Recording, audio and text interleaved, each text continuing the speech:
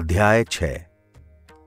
इतनी कथा सुनकर नारद जी ने कहा, मैंने आपसे यह सुना कि शिव जी को भस्म बड़ी प्रिय है।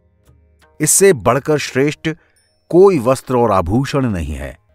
अब मेरी यह इच्छा है कि आप मुझे भस्म का महात्म्य सुनाने की कृपा करें।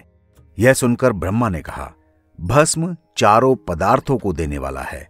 जो मनुष्य इसे अपने शरीर पर लगाता है उसके सारे दुख दूर हो जाते हैं। भस्म शारीरिक और हार्दिक बलों को बढ़ाकर मृत्यु के समय भी अत्यंत आनंद देता है। इसके संबंध में तुम्हें एक कथा बताता हूं।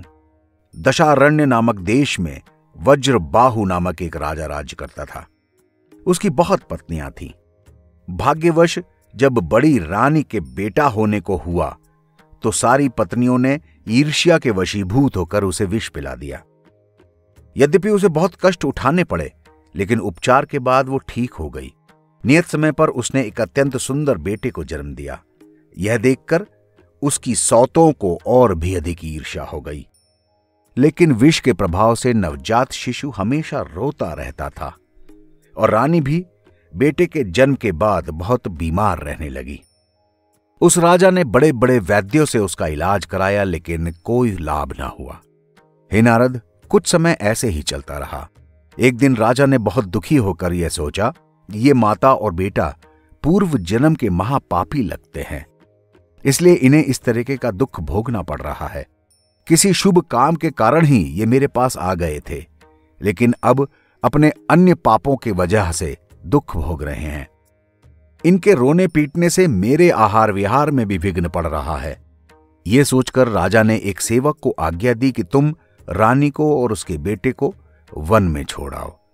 वहां रानी अपने पुत्र के साथ भूखी प्यासी परेशान होकर घूमती रही। वन में उसे एक पगडंडी दिखाई दी। उस पर चलते चलते वो एक नगर में जा पहुंची। उस नगर में पद्याकर नामक एक वैश्य राज करता था।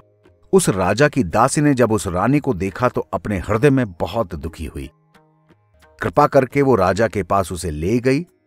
पद्याकर ने रानी का दुख देखा तो दया करके उसे अपने मुख्य मंदिर में ठहरा दिया और माता के समान समझकर उसकी सेवा करने लगा। पद्याकर उसे श्रेष्ठ भोजन से सदैव प्रसन्न रखता था। उपचार के लिए उसने श्रेष्ठ वैद्यों का भी प्रबंध किया, लेकिन इतना सब होने पर भी रानी के बच्चे को कोई लाभ नहीं पहुंचा और कुछ दिनों के बाद उसकी मृत्यु हो गई। तब रानी ने बहुत विलाप किया। अन्य स्त्रियों ने भी बहुत समझाया, लेकिन वो किसी भी तरह न समझी। उसी समय भाग्यवश ऋष्य नामक शिवजी का एक भक्त वहां आ गया। तब रानी ने उससे कहा, हे महानुभाव, मैं पति और बंधु बांधवों से रहित पुत्रहीना हूं। अब आप जो मुझे उपदेश दें मैं उसका आचरण करूंगी। यह सुनकर ऋष्य ने उस मृतक लड़के के पास पहुंचकर, जिसे रानी ने अभी तक जलाया नहीं था, शिवजी के मंत्र का पाठ किया। उसने मृत बालक के मुख में भस्म डाली। तुरंत ही उसका बालक जीवित हो उठा। इस आश्चर्य को देखकर सभी लोग चकित रह गए। उस समय पद्माकर, रानी और बाकी राजकुलीन व्यक्तियों को जो प्रसन्नता हुई उसका वर्णन नहीं हो सकता।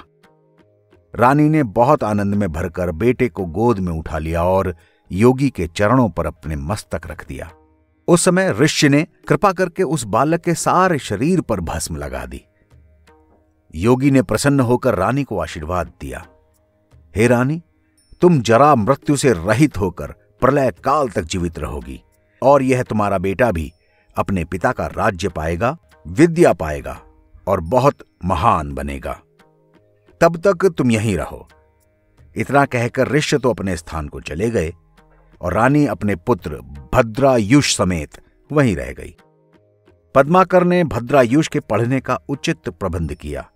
कुछ ही समय में बालक 16 वर्ष का हुआ और विद्याओं में पारंगत होकर शिवजी के पूजन की विधि लेकर सहस्त्राक्षर मंत्र का जाप करने लगा।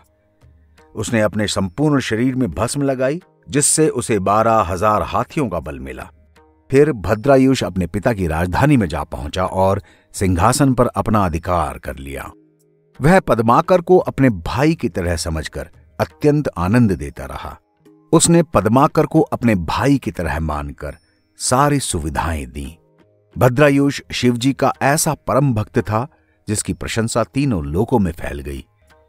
भस्म का ऐसा महत्व और प्रभाव है नारद, जो व्यक्ति इस चरित्र का श्रवण करता है, पाठ करता है, उसे भी आनंद मिलता है।